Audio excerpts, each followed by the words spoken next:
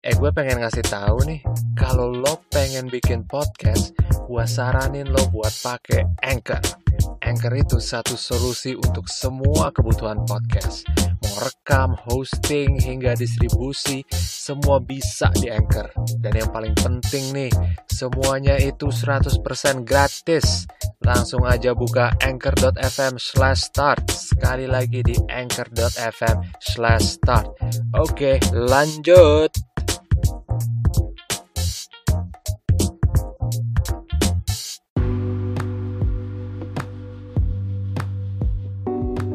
Oke, bareng gue sekarang ada Lutfi, kolega kerja lama ya, dan sekarang udah jadi podcaster juga, mengikuti jejak. Lu kenapa sih mau jadi podcaster? Ini jalan yang sangat sunyi loh untuk menuju ketenaran. Gue terinspirasi sama lu lah. Ini cara yang salah untuk jadi tenar nih sebenarnya kalau jadi podcaster. Tapi ya, Lutfi ini satu dari 2 personil ya dari podcast Bincang dan Cerita. Benar kan? Iya benar. Dan saat ini juga dia kerja di salah satu perusahaan teknologi lah yang cukup terkenal di ibu kota ini.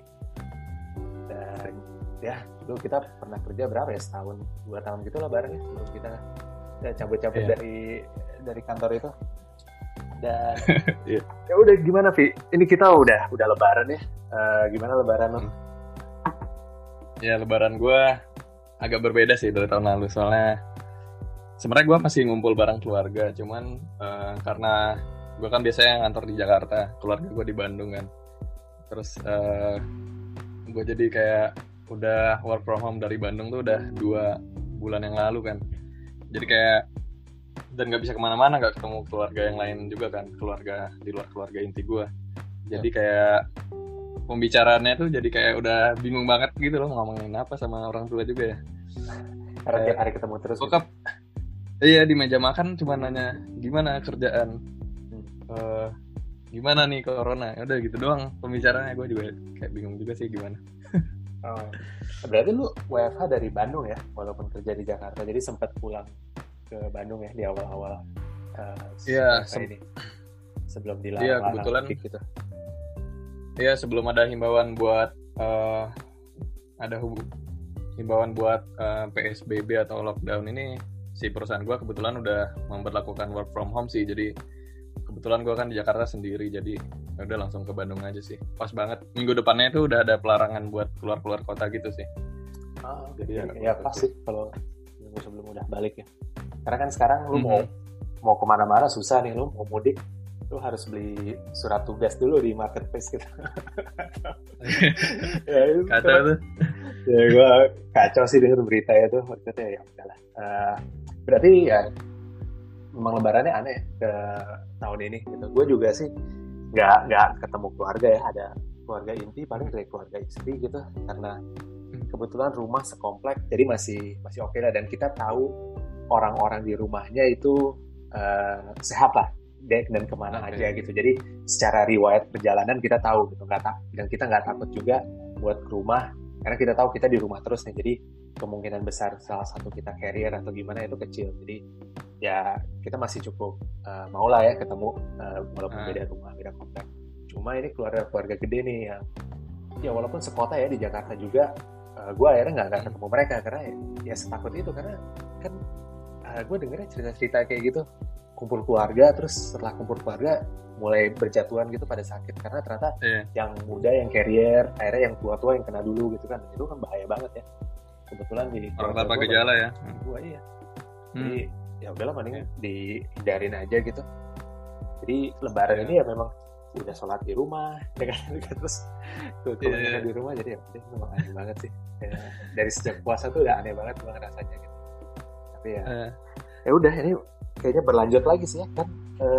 Lu masuk gak sih habis lebaran ini langsung kerja atau masih ada libur dari kantor? Belum ada himbauan sih dari kantor, masih nganjurin ngikutin arahan pemerintah dulu gitu, masih kerja di rumah dulu aja sih. Iya, most likely sih bakal di-extend sih.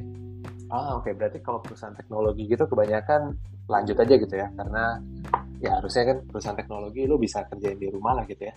Jadi lanjut Benar. WFH aja Benar. gitu ya. Ya, karena Benar. beberapa perusahaan di Jakarta tuh udah mulai balik kerja setelah Lebaran ini. Oke. Termasuk salah satunya perusahaan gue. Gitu. Eh, Oh.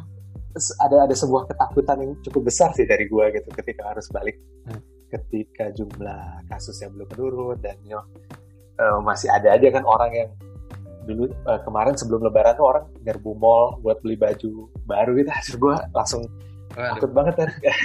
Ini gimana, dan akhirnya ya Klaster baru ya. mempersiapkan segalanya gitu, masker, sarung tangan, si plastik yang depan muka lo gitu kayak ya preventif aja gitu, karena nggak ada pilihan lagi gitu. Kantor udah mutusin buat balik, walaupun baliknya shift-shiftan gitu ya, jadi sebagian datang sebagian enggak gitu, tapi tetap aja kantor walaupun isinya setengah gitu lumayan padat juga gitu, rada takut tapi ya iyalah gitu sih. Tapi itu lu ke kantornya bawa kendaraan atau kendaraan umum jadinya? Gue bawa mobil sih akhirnya, karena walaupun biasanya dulu sebelum COVID ya gue masih sering naik kendaraan umum, sekarang sih udah enggak sih, gue udah nggak pernah naik karena setakut itu, karena ya lu nggak tahu lah ya ada apa di luar sana gitu. Bukannya gue mau jadi parno dan nuduh semua orang itu bawa penyakit, tapi ya lu kan harus ada preventive measure-nya gitu kan. Dan itu yang susah gitu, antara ngebalance lu jaga diri dulu sendiri dan ngejaga perasaan orang lain gitu. Sebenarnya gue paling males sih, karena ini kita semua kan in this together ya, kenapa kita nggak saling curiga aja sebagai preventif gitu. Nggak usah, kalau misalnya gue nggak mau misalnya naik kendaraan umum, bukan artinya gue elitis atau apa gitu kan, gue memang cuma takut sakit aja gitu. Ini udah seserius ini soalnya gitu kayak, jadi ya gue bingung sih. Tapi itu menarik sih, kayak lu tahu lagi nggak sih ada beberapa teman-teman lo yang ngantor masih WFH lanjut atau harus balik kantor setelah Lebaran ini? Contohnya kayak saudara gue gitu sih, beberapa saudara gue kebetulan ngantornya di perusahaan yang mengharuskan dia ke kantor kayak bidang-bidang kayak manufaktur gitu kan. Nah, itu jadi kayak kerjaannya ya awalnya itu emang nggak ada work from home sama sekali. Kalau tech company kayak kita kan mungkin udah ada protokol yang jelas gitu kan. Gimana nih kalau misalnya harus ada force major kayak gini, langsung nerapin satu perusahaan langsung work from home. Kebetulan kalau di perusahaan gue sih udah sering banget sih kejadian kayak yang harus banget nih langsung pengumuman satu perusahaan work from home. Kayak waktu itu kan Jakarta sempat banjir, terus yang kerusuhan itu juga. Jadi lebih siap lah kayaknya si infrastrukturnya juga. Cuman kalau buat saudara-saudara atau teman-teman yang kerja di perusahaan yang mungkinnya belum siap gitu ya, bidangnya bukan tech misalnya, harus lebih siap buat bisa nge-implement work from home itu. Jadi kayak awalnya malah kayak seminggu 2 minggu gitu si saudara gue ini kayak tidak diindahkan sama sekali gitu loh sama perusahaannya, himbauan dari pemerintah gitu. Jadi kayak tetap masuk, cuman cek suhu tubuh doang kan. Padahal kan bukan satu-satunya faktor buat tahu orang ini carrier atau udah ODP atau gimana kan, dari suhu tubuh doang gitu. Betul ya, kayak gitu sih. Cuman setelah kayak 3 mingguan udah mulai heboh lah pas itu. Baru sampai sekarang nih diterapin kayak shiftan yang kayak lu bilang tadi sih. Sekarang udah mulai nih yang ngikutin shift udah sih. Berarti manufaktur kayak beneran di pabrik gitu ya, di kawasan industri. Yeah. Dan di pabriknya jumlah karyawan buruhnya pun di shift-shiftan gitu atau tetap sama aja? Ini sih dikalkulasi gitu kan, produksi kan pasti turun kan karena demand-nya turun juga. Terus dia kayak ngekalkulasi nih berapa sih maksimal karyawan yang dibutuhin buat pekerjaan ini gitu, buat setiap departemen. Jadi misalnya yang tadinya satu grup misalnya ada ber-6, sekarang jadi cuma ber-2 cukup, karena mungkin mengikuti produksinya juga kayak gitu sih. Jadi lebih mengurangi jumlah orang yang berkumpul gitu sih di si kantornya. Oke. Itu by the way manufacturing apa ya? Lo tau nggak? Yang mereka otomotif sih, otomotif gitu di daerah. Oke. Tetap jalan ya, padahal harusnya demand buat mobil berhenti total gitu. Kayaknya nggak total banget sih ya, mungkin. Masih ada yang beli mobil di zaman pandemi ini, orang mikirnya apa sih? Udah kebanyakan duit kali. Gila, orang-orang kayak gini gue nggak ngerti nih kayak karena gue aja Habis. udah sejarang itu isi bensin saking jarangnya keluar rumah kan. Gue paling keluar rumah kan cuma ke supermarket buat beli kebutuhan. Itu pun nggak sesering itu karena setengah barang-barang kebutuhan gue beli online. Jadi udah gue beneran cuma kayak seminggu 2 minggu sekali ke supermarket terus balik lagi udah. Jadi kayak paling baru sekali 2 kali gitu isi bensin dalam 3 bulan ini gitu ya.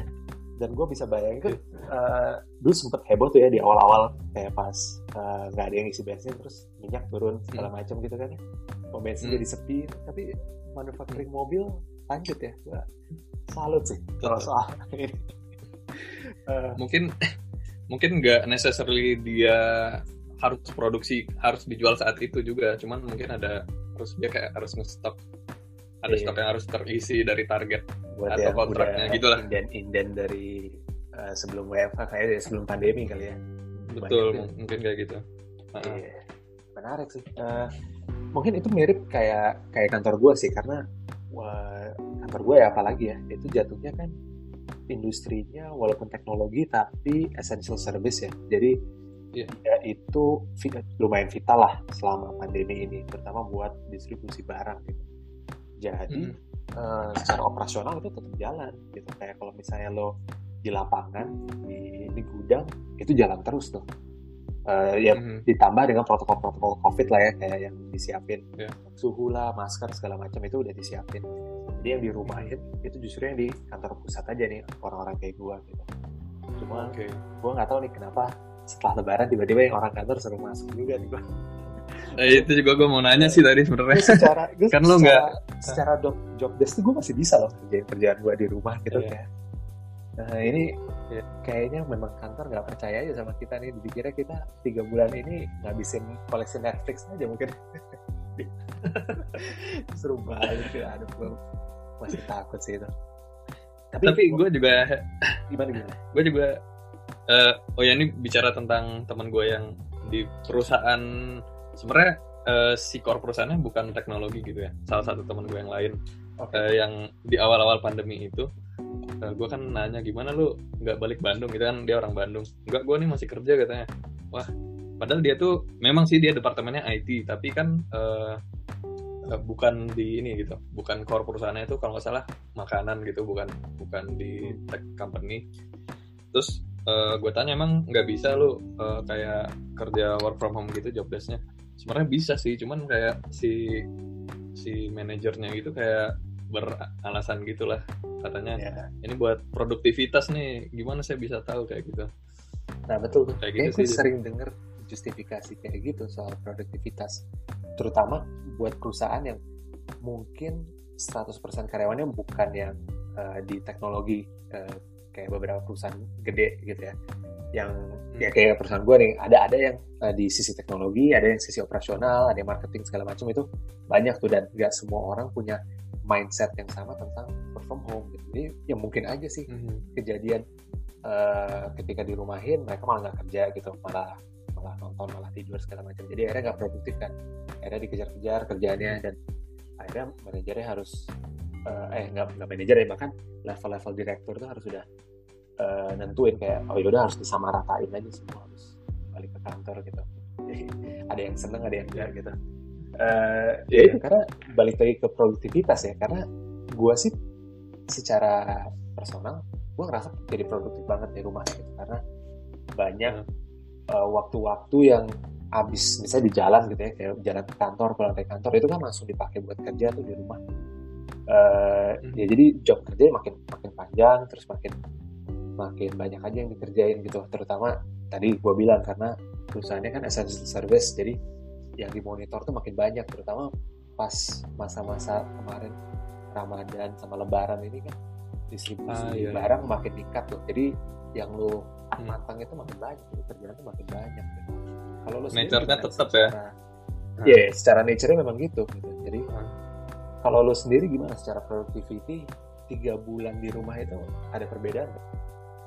Kalau gue mungkin case-nya agak beda dari yang lu ceritain tadi ya, karena emang essential service, logistik, kalau nggak salah lu logistik ya perusahaannya.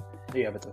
Sehingga sehingga mengharuskan sehingga demand emang tinggi gitu. Kalau gue sih kebetulan yang ngikutin pasar pada umumnya lah, kebetulan bidang dari perusahaan gue nggak naik gitu nilai demandnya.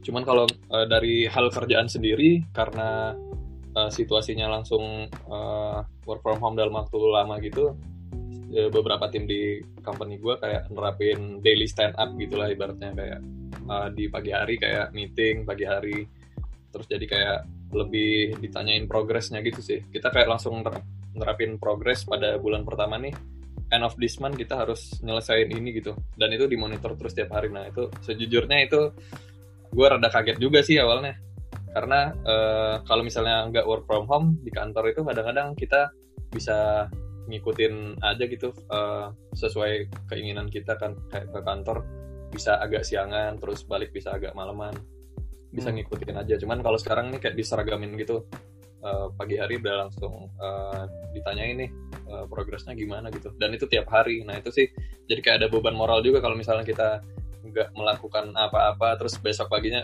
progres gue cuma sampai segini gitu, terus kayak sedangkan teman-teman lu yang lain tuh progresnya udah jauh gitu kan, kayak rada malu juga sih, dan takutnya nggak nyampe target gitu. Jadi overall sih kerjaan work from home jadi lebih ini sih, jadi lebih pack aja sih, jadi lebih pack, sama lu lebih ngerasa lebih bertanggung jawab aja sih ke kerjaan gitu, dibandingkan kalau ke kantor misalnya udah jam 5 kan, kadang-kadang kita ngerasa udah datang pagi terus udah jam 5 balik ke kantor, terus kalau misalnya ada yang hubungin nge-slack gitu kan, kita besokin aja gitu. Tapi kalau sekarang kan kayak gak ada alasan gitu kan, kita tetap bisa standby gitu loh. Kayak gitu. Menarik ya, karena memang kalau perusahaan teknologi biasanya terkenal dengan fleksibilitasnya ya di masa-masa sebelum pandemi gini. Tapi ketika semua harus kerja dari rumah, itu pola kerjanya balik lagi ke pola yang lebih tradisional ya. Jadi dimonitor tiap hari, ada jam masuk yang lebih fix gitu ya, karena dimulai dengan daily stand up gitu, dan tapi jam selesai kerja justru nggak ada gitu, lanjut aja terus karena di rumah gitu, jadi nggak ada pembatasnya gitu. Ini sebenarnya sesuatu yang pernah gue pikirin sih, karena ya oke, tadi gue bilang kan di satu sisi gue produktivitas naik nih ya, kerja karena jadi dari pagi sampai malam kerja terus gitu, tapi di satu sisi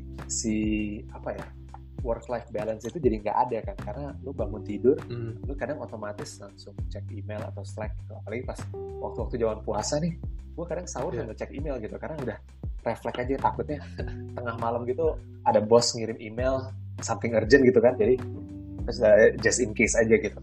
Karena sering kejadian gitu, kayak tiba-tiba malamnya gitu, malam sebelumnya gue udah mau tidur nih jam 11 gitu, pas ngecek HP sekali ternyata ada email masuk satu gitu, ada Slack masuk gitu, dan akhirnya ya gue harus kerja lagi sejam 2 jam lagi gitu. Dan waktu sebelum pandemi ini kan nggak kejadian ya, karena lu tahu lah kapan waktunya lu kerja, kapan enggak gitu. Terutama kalau kita di Jakarta, kita kan harus ke kantor dan commute di jalan, itu jadi macam pembatas waktu pribadi dan waktu kerja lo gitu. Waktu pulang juga, ketika lo udah di jalan pulang, lo udah mulai dikit-dikit turn off dari kerjaan, lo mulai ngelakuin hal-hal yang di rumah gitu, lo mulai nggak mikirin kerjaan gitu. Tapi sekarang lanjut aja terus gitu kan, bener mau habis buka puasa mau sampai malam itu kerja terus gitu. Dan tapi itu lu ya gimana? Emang di expect sama bosnya gitu buat misalnya lu di Slack jam 2 subuh terus kayak di expect buat ngebales gitu kan? Atau kayak dia ngerti juga? Itu yang menarik ya, itu sebenarnya nggak di expect itu.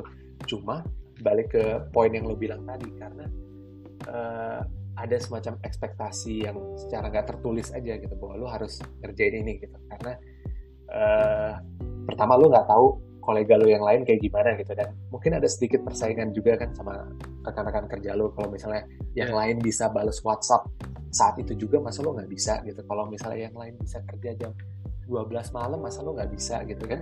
Ada semacam mentality kayak gitu. Plus ditambah orang-orang kayak kita nih yang sampai sekarang masih ada kerjaan, tempat buat mengeluhnya itu kayak nggak punya ruang buat ngeluh gitu. Kayak kalau misalnya kita bilang, aduh capek nih kerjaan makin banyak, ya lu lihat yang lain tuh dipecat-pecatin, nggak merasa bersyukur apa, pasti ada pemikiran itu juga gitu. Jadi lu ngerasa kayak, oh yaudahlah, daripada nggak kerja ya mending gua jabanin aja gitu, ya kan.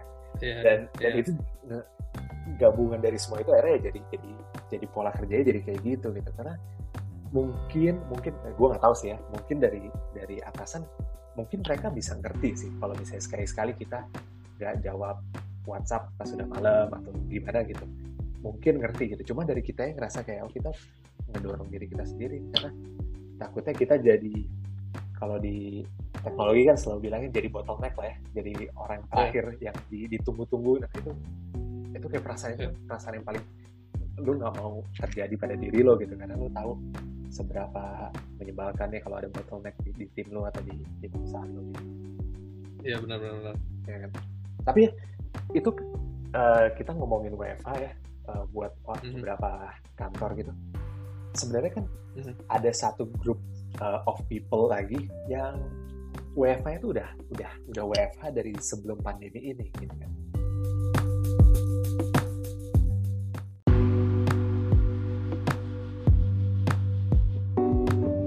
Mereka ini orang-orang yang biasa kita panggil dengan digital nomad gitu. Ini orang-orang yang kerjanya di mana aja gitu, mau dari rumah, dari coffee shop lah, dari pantai lah, atau yang kan di marketingnya biasanya selalu gitu kan, orang digital nomad tuh kerjanya di depan pantai sambil leha-leha gitu. Padahal gue nggak tahu seberapa persen kenyataan itu beneran kayak gitu gitu. Cuma ya mereka ini tipe-tipe orang yang nggak punya kantor tapi tetap berproduksi lah, bekerja gitu. Lu tau gak sih kayak pengalaman mereka kayak gimana setelah pandemi ini? Ada yang berubah gak sih kenal orang gitu? Gue dulu sempat bercita-cita jadi kayak gitu juga sih, Ram, sebenarnya. Dan gue mikirnya, wah ini gak mungkin terjadi sih, tapi di zaman-zaman sekarang. Cuman setelah begitu banyaknya kesempatan kerja buat nge-leverage teknologi gitu kan, seperti ya lo punya gadget kayak laptop, smartphone, dan internet yang cukup aja, yang udah cukup cepat, lo bisa kerja di mana aja gitu, di belahan dunia manapun, dan itu possible ternyata. Apa ya, kayak teman-teman gue ada beberapa sih yang udah nyobain juga gitu, jadi kerja sebagai digital nomad gitu. Jadi dia kayak nyobain gitu selama 3 bulan kerja nih, habis cabut dari kantor, dia sempat nyobain juga jadi digital nomad. Nah itu kayak nyoba build project, terus kayak gimana sih yang paling penting kan digital nomad tuh dapetin klien gitu kan, dapetin project gimana. Terus gue tanya gimana sih caranya buat bisa dapetin project gitu kan. Walaupun lo punya skill, tapi kan itu nggak segampang kalau kita nge-apply ke perusahaan gitu kan. Apalagi nyari project yang orangnya tuh jauh dan nggak bisa dipercaya gitu. Gimana nih dari si kliennya mau ngasih project gitu kan. Katanya sih yang paling penting tuh sekarang kita, ini hal yang paling penting nih, selain kita punya hard skill yang bagus gitu, misalnya sebagai web developer, tukang bikin API, terus consultant, digital marketer, videographer, sama YouTuber gitu. Ini kan job-job yang paling banyak di digital nomad kerjain ya. Itu yang paling penting tuh kita bisa personal branding sih katanya. Gimana kita bikin portofolio yang bagus, terus ya gimana kita bisa nge-brandingin diri kita di sosial media juga, supaya banyak orang tuh tertarik gitu loh sama jasa kita, dan akhirnya kita bisa di hire gitu loh. Nih salah satu contoh teman gue yang lain, Ram. Jadi teman gue nih, kebetulan ya teman gue nih yang bareng di Bincang dan Cerita juga. Dan dia nih seorang arsitek, sebelumnya kerja di arsitek firm gitu di Jakarta. Cuman tahun lalu itu dia coba freelance gitu sih, dan dari tahun lalu, dan dia tuh bikin portofolio yang rapih banget di web sama di Instagram gitu. Dia nge-post project-project dia. Nah sekarang tuh dia udah banyak dapat project gitu, dan 50% dari project itu tuh dia dapatnya dari itu sosmed sama web gitu sih, menariknya. Jadi bener emang kita harus ningkatin personal branding sih mau meningkatkan possibility kita bisa di hire sama klien tadi sih gitu. Oke, menarik itu soal personal branding. Gue baru tahu. Dan ya sebenarnya personal branding kan bukan hal yang baru ya, cuma kayaknya memang setelah pandemi ini itu jadi sesuatu yang jadi penting banget ya. Gue sih udah mulai orang mulai mencoba memperbaiki personal branding ya, kayak bahkan sesimpel di LinkedIn gitu. Orang-orang yang di LinkedIn itu udah mulai gimana ya, gue lebih rapi dan mulai banyak postingan kayak segala macam yang sesuai dengan bidangnya gitu kan. Ya mungkin itu salah satu caranya ya gitu. Dan iya bener sih, karena kalau lu nggak bisa punya kesempatan buat ke kantor-kantor klien gitu, ya harus dari sosmed lah ya, mereka orang lihat lu dari sosmed lah pasti buat ngasih kerjaan gitu. Bener, karena gini sih Ram, kata teman gue itu emang bener nih, orang waktu nge-explore sosmed misalnya Instagram, dia nggak ada intensi buat nyari jasa arsitektur gitu sih misalnya, atau nyari jasa web developer, tapi kan trafficnya banyak banget gitu, jadi kayak possibility ada orang yang nyangkut ngelihat postingan lo dan akhirnya tertarik tuh juga besar gitu loh, dibandingkan kita main di forum-forum ini aja, main di forum-forum kayak yang arsitek aja, itu kan kayak kemungkinan orang yang nyari kesananya intentionally itu nggak sebesar orang yang main sosmed gitu. Jadi emang bagus juga kita personal branding di sosmed gitu sih, sesuai apa yang lo mau jual gitu katanya. Oke. Menarik tuh. Oke. Gue pengen tanya nih, kan kita ini masuk bulan ke-4 lah ya, mulai WFH gitu. Menurut lo, buat perusahaan teknologi kayak tempat kerja lo sekarang, kira-kira bakal WFH sampai kapan nih? Soalnya gue ada berita artikel gitu yang bilang kalau di luar kayak Google dan Facebook gitu, mereka WFH sampai akhir tahun gitu. Jadi 2021 mungkin baru masuk kantor gitu. Nah kalau di Indo kan ya sebenarnya rada rancu ya kapan mau baliknya gitu. Tapi ada arahan nggak sih dari dalam kantor lo gitu yang kira-kira bakal kapan balik lagi gitu? Kalau arahan itu sih kayaknya belum ada ya, karena ada channel khusus sendiri gitu buat ngeberitain COVID dan arrangement kerjanya gimana. Tapi itu kayak emang baru stick to pengumuman yang dikeluarin sama pemerintah gitu loh. Jadi kayak sistemnya kayak misalnya minggu ini extend lagi gitu sih, belum ada kayak Google sama Facebook yang langsung sampai 2021 work from home. Cuman menurut gue kalau dilihat dari progres sekarang sih, beberapa tech company progres udah kebiasa gitu ya jadinya. Jadi ini possible banget sih misalnya kalau misalnya ini bertahan sampai waktu yang lebih lama lagi sih, arrangement work from home. Iya sih. Cuman gue pribadi nggak tahu ya secara manajemen gimana gitu, pertimbangannya dia buat tiba-tiba nyuruh ke kantor kayak gitu. Cuman menurut gue sih possible banget sih kalau ngelihat dari progres dari. Oke. Menarik sih ya, karena berarti kalau perusahaan teknologi gitu pasti udah siap lah ya, udah siap buat WFH selama itu. Cuma kalau perusahaan-perusahaan yang bukan tipe perusahaan teknologi, bukan perusahaan yang teknologi kayak atau yang semi teknologi lah, kayak perusahaan gue gitu, dia gue nggak ngelihat bakal bisa WFH sampai tahun depan gitu, kayak karena ya banyak karyawannya yang nggak terbiasa dan nggak bisa nggak mungkin juga di rumah terus sampai tahun depan gitu. Dan itu yang susahnya di situ. Kayak kalau misalnya gue bisa lihat itu buat perusahaan kayak Google, Facebook, oke, wajar karena mereka kan full tech gitu lah ya, dan punya teknologi semua gitu. Jadi ya masuk akal. Tapi di Indo masih banyak kan perusahaan yang nggak sepenuhnya orang-orang teknologi, dan itu ya bakal jadi ini sendiri sih, tantangan sendiri bakal gimana. Iya. Lagian sama perkembangan COVID-nya gitu sih, semakin semengancam apa sih si COVID ini gitu. Kalau misalnya kelihatannya beritanya flat-flat aja ya mungkin bakal perlahan-lahan dibuka gitu sih. Iya. Buat orang bisa kerja di kantor. Nggak flat-flat aja, ini udah mulai dibuka kok setelah Lebaran.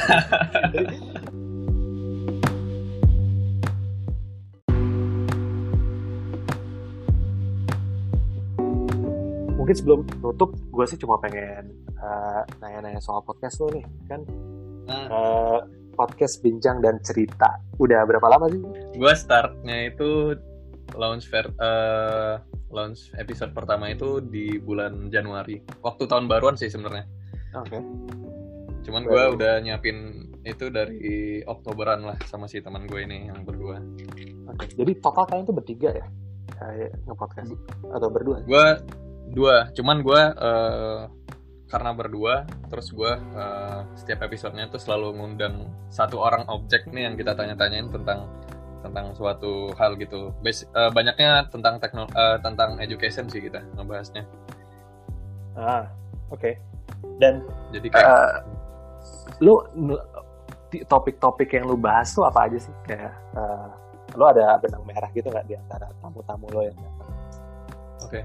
Benang merahnya kita sebenarnya pengen nge-inspire anak-anak muda, terutama anak-anak SMA, anak-anak kuliahan dan pekerja muda yang bingung mau ngapain gitu sih sebenarnya habis lulus. Nah kebetulan gue sama teman gue ini ngerasa punya kenalan dan teman-teman yang sebenarnya mereka udah melewati masa-masa galau itu gitu. Knowledge gap-nya itu udah lewat gitu dan mereka bisa contribute ke society berdasarkan apa yang lagi mereka kerjakan sekarang gitu loh dengan caranya masing-masing. Jadi ya tujuannya sih yang ya masih baru 2-3 tahun lulus kuliah lah, tapi dia udah punya suatu pengalaman yang dia bisa share buat adik-adik yang lebih kecil gitu sih. Buat apa aja yang harus lu siapin buat nyampe goal lo, gimana cara nge-set goal lo gitu dari masing-masing profesinya gitu. Oke, menarik. Kerja sebagai data scientist juga di salah satu perusahaan teknologi lah di Singapura. Sama gimana dia dari bidang jurusan kuliahnya itu yang nggak ada hubungannya dan dia berkali-kali mengalami kegagalan gitu loh. Dan akhirnya dia bisa sampai di titik sekarang.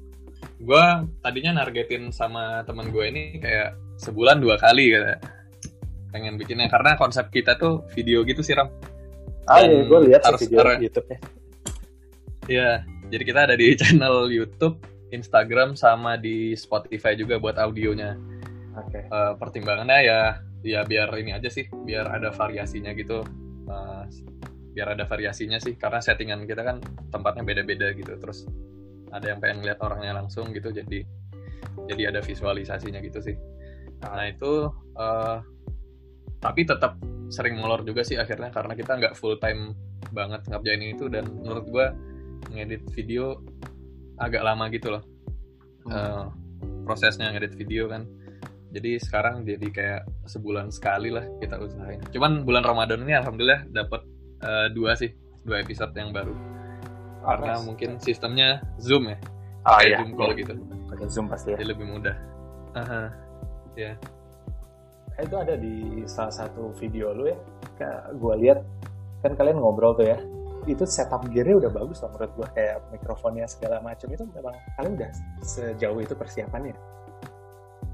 Iya sih, kita lumayan invest lagi. Maksudnya kita emang pengen seriusin gitu. Jadi kita beli beberapa alat gitu sih. Buat yang ada 2 gear sih kita sebenarnya. Yang pertama setup buat mobile nih, karena misalnya yang narasumber pertama, gue sama teman gue kan basically bisanya weekend, dan gue setiap weekend itu ke Bandung, dan teman gue emang di Bandung. Emang default kita itu di Bandung gitu recordnya. Cuman yang narasumber pertama bisanya di Jakarta, ya udah kita kayak nyari tempat kayak itu, kita bawa gear mobile gitu sih, kayak mikrofon yang lebih portable. Cuman kalau misalnya ini sendiri kita ada studionya gitu sih di Bandung.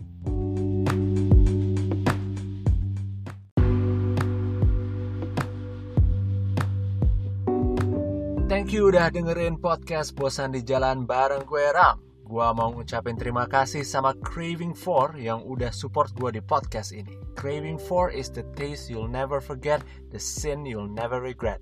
Mereka ini punya koleksi dessert box beragam yang pastinya bakal bikin kamu ketagihan. Ada coklat mousse cake, tiramisu, dan personal favorite gua nih, cinnamon rolls. Jadi buruan aja cek Instagram mereka di @craving4.id. Sekali lagi di @craving4.id. DM mereka untuk pemesanan. Craving 4, the taste you'll never forget, the sin you'll never regret.